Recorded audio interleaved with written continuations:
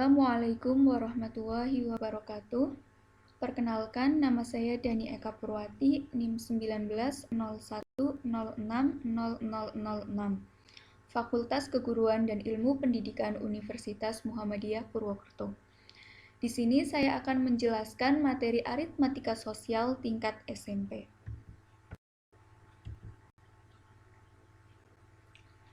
Pada materi aritmatika sosial tingkat SMP, apa saja sih pokok bahasan yang akan dibahas pada materi ini? Jadi, pokok pembahasan yang akan dipelajari dalam aritmatika sosial yaitu segala sesuatu yang berkaitan dengan kegiatan ekonomi, seperti jual beli, untung atau rugi, diskon, bunga tunggal, bruto, neto, dan tara. Untuk pokok bahasan yang pertama yaitu untung dan rugi. Seorang pedagang dikatakan mengalami situasi untung apabila harga jual lebih besar dari harga beli.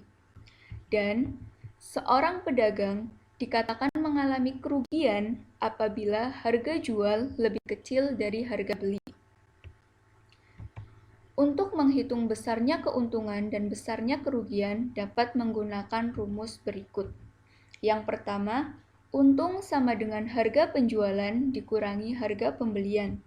Yang kedua, rugi sama dengan harga pembelian dikurangi harga penjualan. Yang ketiga, ada situasi yang dinamakan impas, di mana harga penjualan sama dengan harga pembelian. Pada situasi ini, pedagang tidak mengalami kerugian dan tidak pula mengalami keuntungan. Besarnya untung dan rugi dapat dinyatakan dalam bentuk persen, yang disebut persentase. Persentase keuntungan sama dengan untung per harga pembelian dikali 100%. Dan persentase rugi sama dengan rugi per harga pembelian dikali 100%. Untuk menggunakan rumus-rumus tersebut, kita dapat aplikasikan pada contoh soal. Diberikan contoh soal, seorang pedagang sepatu membeli 30 pasang sepatu dengan harga Rp3.750.000. Kemudian, sepatu tersebut dijual dengan harga Rp150.000 per unit. Tentukan harga jual keseluruhan dan yang B, persentase keuntungan keseluruhan yang diperoleh oleh pedagang. Jadi, jika teman-teman menemukan soal cerita seperti ini, tidak perlu khawatir dan tidak perlu panik, karena kita dapat menyelesaikannya dengan tepat dengan langkah demi langkah. Langkah yang pertama yaitu identifikasi segala sesuatu informasi yang ada pada soal tersebut. Yang pertama, harga pembelian 30 sepatu sama dengan Rp3.750.000. Yang kedua, informasi yang diketahui yaitu harga jual per unit sepatu sama dengan Rp150.000. Setelah mengidentifikasi informasi-informasi yang diketahui, maka identifikasi apa yang ditanyakan. Yang ditanyakan yaitu poin A, harga jual keseluruhan, dan poin B, persentase keuntungan keseluruhan. Setelah mengidentifikasi apa yang diketahui dan apa yang ditanyakan, maka kita akan mencoba menyelesaikan soal tersebut. Dimulai dari menjawab pertanyaan poin A, yaitu harga jual keseluruhan sepatu. Harga jual keseluruhan sepatu sama dengan banyak unit dikali harga jual per unit. Banyaknya unit diketahui yaitu 30 dan harga jual per unit telah diketahui yaitu Rp150.000. 30 dikali Rp150.000 sama dengan Rp4.500.000. Jadi, harga jual keseluruhan sepatu adalah Rp4.500.000. Selanjutnya, kita akan menjawab pertanyaan yang B. Persentase keuntungan keseluruhan. Maka kita akan mencari terlebih dahulu besar keuntungan keseluruhan. Untuk mencari besar keuntungan keseluruhan, kita harus mengetahui harga penjualan keseluruhan dan harga pembelian keseluruhan. Kita telah mendapatkan harga penjualan keseluruhan yaitu Rp4.500.000 dan harga pembelian telah diketahui yaitu Rp3.750.000, sehingga keuntungannya yaitu Rp4.500.000 dikurangi Rp3.750.000, sehingga besar keuntungannya Rp750.000. Jadi keuntungan keseluruhan adalah Rp750.000. Sekarang kita akan konversi besar keuntungan tersebut ke dalam bentuk persen dengan cara untung per harga pembelian dikali 100%.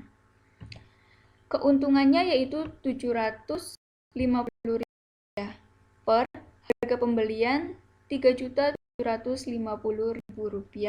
Kemudian dikalikan dengan 100%, maka hasilnya 20%. Jadi, persentase keuntungan keseluruhan adalah 20%. Nah, bagaimana teman-teman? Mudah bukan dalam menyelesaikan soal cerita tersebut? Selanjutnya kita akan berpindah ke pokok pembahasan yang kedua, yaitu bruto, neto, dan tara. Apa itu sih bruto, neto, dan tara? Mari kita perhatikan penjelasannya. Bruto adalah berat produk beserta kemasannya atau biasa kita sebut berat kotor. Neto adalah berat bersih suatu produk, dan tara adalah selisih antara bruto dan neto atau berat kemasan. Bruto, neto, dan tara memiliki hubungan yang erat. Apa sih hubungan dari ketiganya? Hubungan dari ketiganya yaitu bruto sama dengan neto ditambah tara, neto sama dengan bruto dikurangi tara, tara sama dengan bruto dikurangi neto. Ketiganya dapat dinyatakan dalam bentuk persen dengan cara persentase tara sama dengan tara per bruto kali 100%. Sedangkan untuk persentase bruto, persentase neto, itu rumusnya analog dengan persentase tara. Kemudian, untuk mengaplikasikan rumus-rumus tersebut, diberikan contoh soal sebagai berikut. Kemarin, Ibu membeli 6 karung beras. Di setiap karung tertulis berat bersih 25 kg. Setelah dilakukan penimbangan, ternyata berat 6 karung beras tersebut yaitu 150,2 kg. Tentukanlah tara setiap unit. Kemudian, kita identifikasi apa yang diketahui dari soal cerita tersebut. Dari soal cerita tersebut didapatkan informasi bahwa Ibu membeli 6 karung beras dengan neto setiap karungnya 25 kg. Bruto dari 6 karung beras sama dengan 150,2 kg. Dan yang ditanyakan yaitu berapa tara setiap unit. Mari kita bahas penyelesaiannya. Untuk mengetahui neto total, maka kita harus mengalihkan banyak unit dengan neto per unit. Banyaknya unit yaitu 6 dan neto per unit yaitu 25 kg. Jadi neto total yaitu 150 kg. Selanjutnya, kita akan menghitung tara 6 karung beras. Dengan cara bruto dari 6 karung beras dikurangi neto 6 karung beras, menghasilkan 0,2 kg untuk tara 6 karung beras. Sedangkan yang ditanyakan yaitu tara per unit, maka kita dapat membagi tara keseluruhan dibagi banyaknya unit. Di sini didapatkan tara keseluruhan yaitu 200 gram. 0,2 kg sama dengan 200 gram.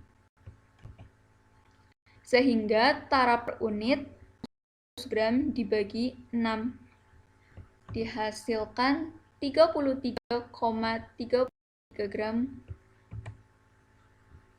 sehingga jadi tara per unit adalah 33,33 gram. Kita lanjut pada pokok bahasan yang ketiga, yaitu diskon atau rabat. Apa itu diskon atau rabat? Jadi, diskon atau rabat adalah potongan harga yang diberikan penjual kepada pembeli. Bagaimana sih cara menghitung besarnya diskon atau rabat?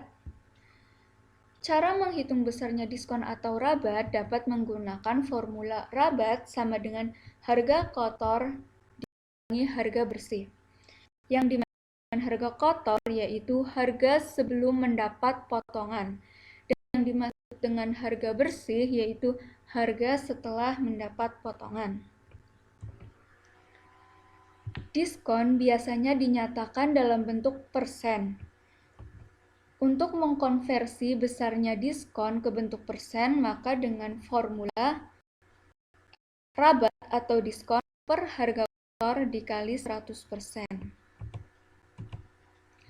Dan untuk menentukan besarnya potongan harga atau rabat jika telah diketahui persentase rabat, kita dapat menggunakan formula rabat sama dengan rabat per 100 dikali harga kotor. Selanjutnya kita akan bahas contoh soalnya. Menjelang Hari Raya Idul Fitri, Nana membeli sebuah baju di toko dengan harga Rp250.000. Toko tersebut memberikan diskon 30% untuk setiap pembelian baju. Berapa uang yang harus dibayarkan Nana? Dari contoh soal tersebut, kita dapat identifikasi apa yang diketahui, yaitu harga kotor baju sama dengan Rp250.000 dan diskon sama dengan 30%. Dan apa yang ditanyakan sih? Yang ditanyakan yaitu berapa harga yang harus dibayarkan. Mari kita bahas penyelesaiannya. Kita hitung terlebih dahulu potongan harga yang diberikan dengan cara diskon 100 dikali harga kotor. 30 per 100 dikali harga kotor yaitu Rp250.000. Didapat besar potongan harganya yaitu Rp75.000. Selanjutnya, harga yang harus dibayarkan sama dengan harga kotor dikurangi potongan harga. Harga kotornya yaitu Rp250.000 dan potongan harganya telah ditemukan yaitu Rp75.000.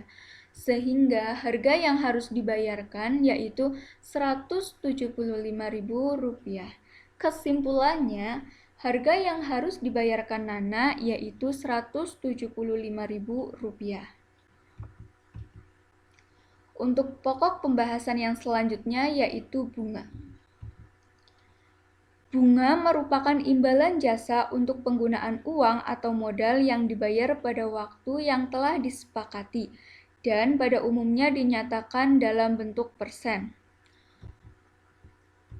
Bunga ada dua jenis, yaitu bunga tunggal dan bunga majemuk. Tetapi pada video kali ini kita akan membahas bunga tunggal.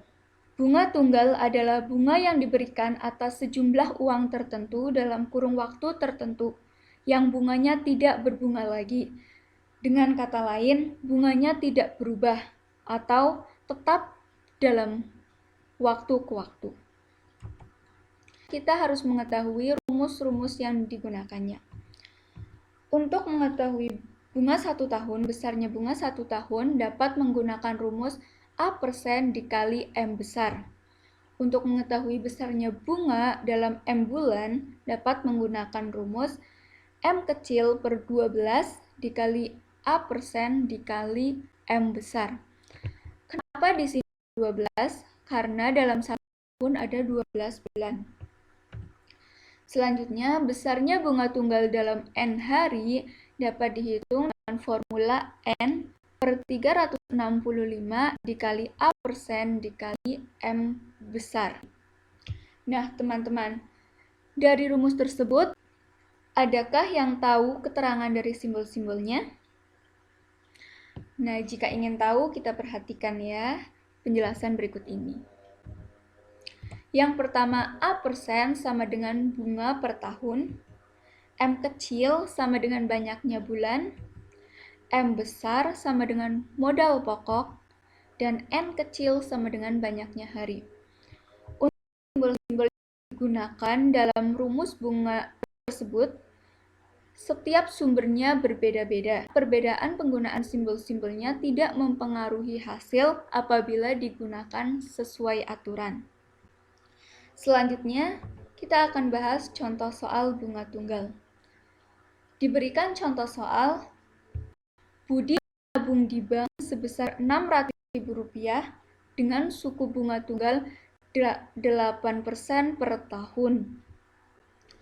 Tabungan Budi saat diambil sebesar Rp720.000. Lamanya Budi menabung adalah ... Kita bahas dengan identifikasi apa yang diketahui dari contoh soal tersebut. Yang pertama, kita dapatkan informasi yang diketahui yaitu tabungan awal sama dengan Rp600.000. Kita simbolkan dengan M besar karena tabungan awal sama dengan modal pokok.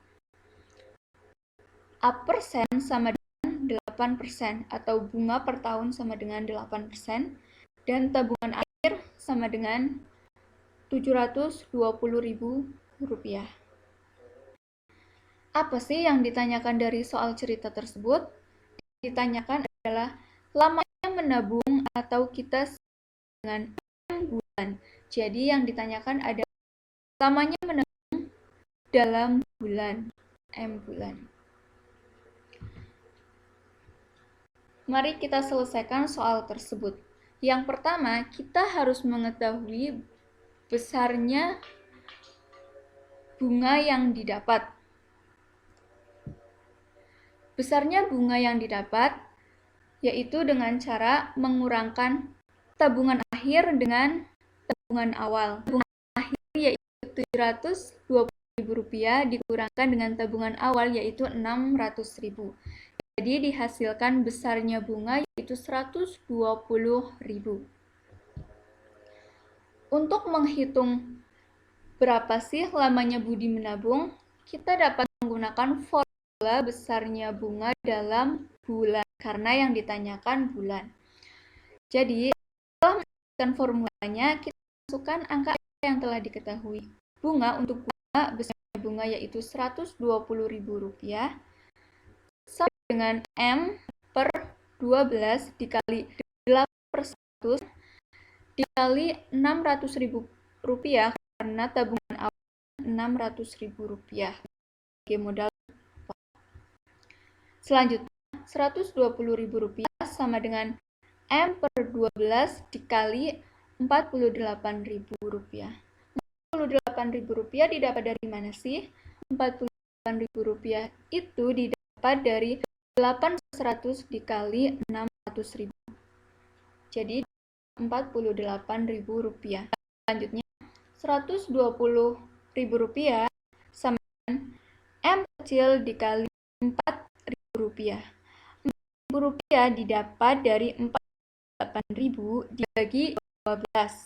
Sehingga didapat Rp4.000. Dan dihasilkan M kecil sama dengan Rp120.000 per Rp4.000. M kecil sama dengan 30. Dan bagian tersebut didapat 30. Jadi lamanya Budi menabung adalah 30 bulan. Sekian video pembelajaran dari saya. Terima kasih. Wassalamualaikum warahmatullahi wabarakatuh.